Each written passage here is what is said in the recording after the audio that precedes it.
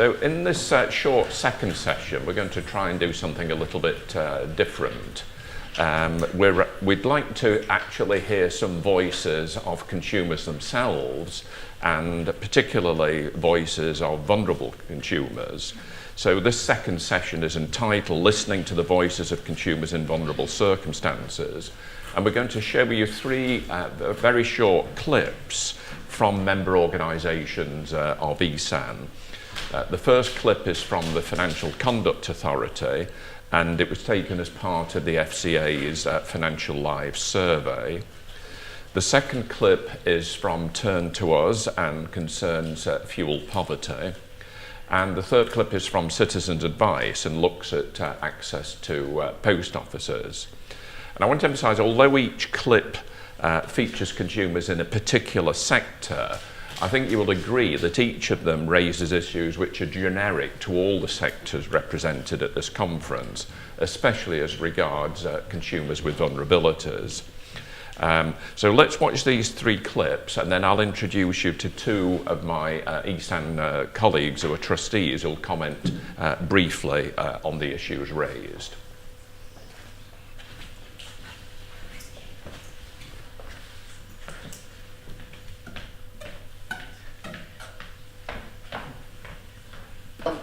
The end of January payment, Matt had the car accident. Oh, right, yeah. So that was money I hadn't got to get the car back on the road. Mm-hmm. It had been Christmas, it had been his birthday, he had to go back to Derby, which is 120 odd quid round trip petrol. Yeah, quite a way. Yeah. And I just didn't have the money to make a payment on the MasterCard. Mm-hmm. So I rang them and said, look, I haven't got it. So Yeah. I gave them £10 Mm-hmm. and they withheld paying or adding on fees because I contacted them. Okay. So they were pretty good, but they said you've got to go back, and then the next month I basically didn't eat. Days I was setting up my mortgage, but I had to deal with the bank because until I got the divorce settlement and the sale of the house, I didn't have funds. Yeah. So my bank increased my overdraft, and I went to see the bank manager and explained the situation with the divorce settlement, and that was very stressful. But it came to an end, you know. Mm-hmm. Okay. I think it's your responsibility. Yeah. You've borrowed it, you need to sort it out. But I know that's not the reality. I know there are a lot of people who run away and hide and Mm-hmm. try and, you know, shirk responsibility. You ring them up and say, I've got a far better quote. Oh, let me see what I can do. Yeah, okay, well we can knock 50 quid off or 60 quid off. And I would say, well, how are you doing that? Are you reducing the... No, it's just a different underwriter. So what they were doing was, time and again, you were getting a quote that was more expensive than the best quote that they could offer. Yeah, well, my sense is that they, as soon as you go on to the more detailed site from the search engines that you're using, as soon as you go to the specific site, then you're really getting into it. They've got hold of you, and then once you get into the detail, you see that it's not as attractive as it appears. Such and such has changed with your pension, and it wasn't anything to do with anything that changed with me. It was if our pay had changed slightly. It was really not a very helpful letter at all, because it didn't really tell you anything about why they were writing to you. So their communications were not very good, and we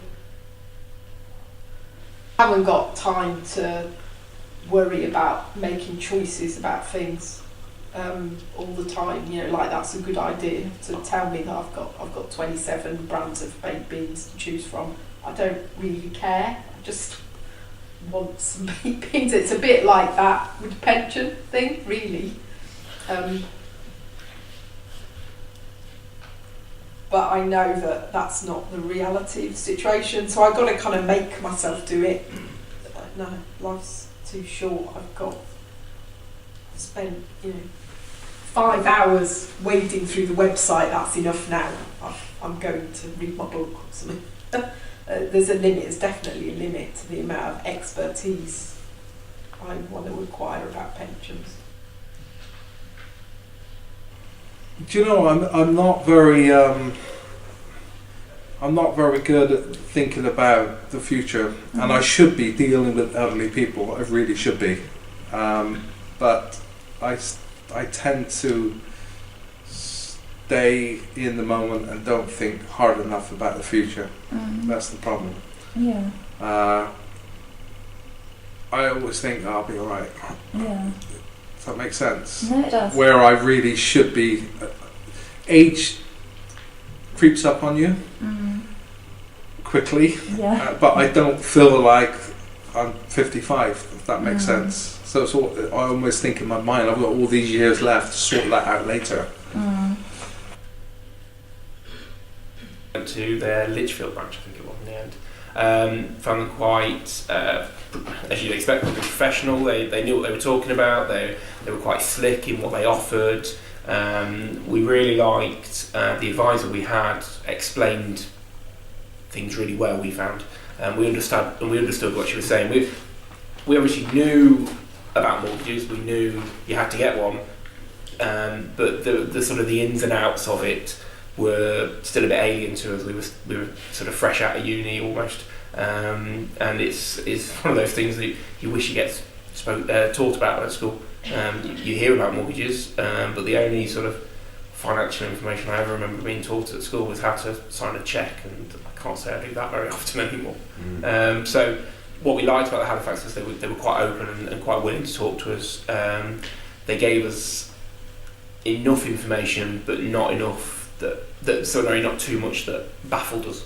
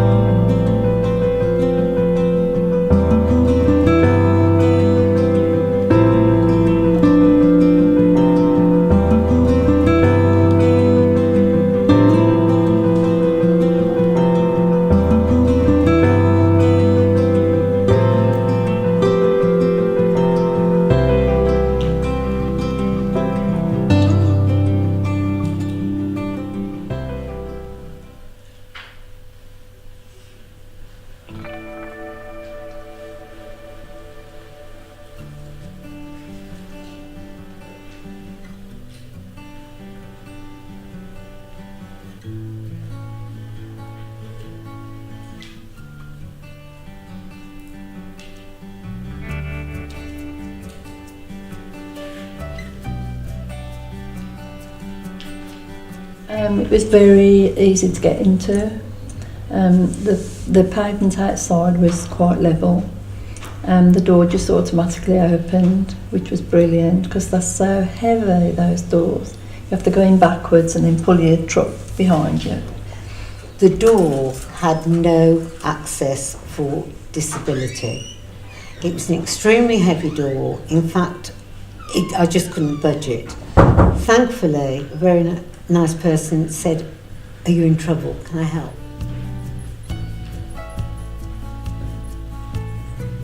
The shop was quite tightly packed with aisles and rows of goods, and we didn't know at first where the post office counter was. It was right at the back of the shop. Although the shop was brightly lit, the counter wasn't actually lit up, I wouldn't say, so that was the first issue. The post office counter was immediately to the right, very well lit, as we've said. Only one person in front of me, and I was served with a personal service with efficiency, and it was a pleasant experience.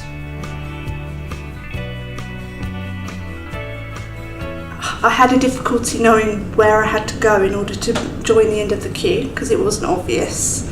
And then there was a lot of things all around, so posters and things that weren't necessarily towards the post office side of it, but it made it a little bit too much visually for me to understand what was going on. Once I actually got to the post office area at the back, it was a different story. That was well lit, staff were really nice, it had got things there, it got envelopes, the leaflets, the hearing aid loop, and the staff were very good. My son struggles with numeracy and he tried twice to count out the money to pay for a first class stamp and got unstuck both times, and the third time the fellow leaned across the counter and helped him count it out, which I thought was very kind. I couldn't really improve that experience except for the button on the door that wasn't there. People helped me with a walker, but the people with the invisible illnesses, I don't know, they would find the door heavy. If the post office is provided at the back of a store, then be aware that you're not too built up with the store products and feeling closed in. Well, looking at things from my son's point of view, I'd expect staff to be really patient and understanding. If someone's got learning difficulties, maybe they can't express themselves as articulately or quickly as a mainstream person, so just address them with a bit of patience.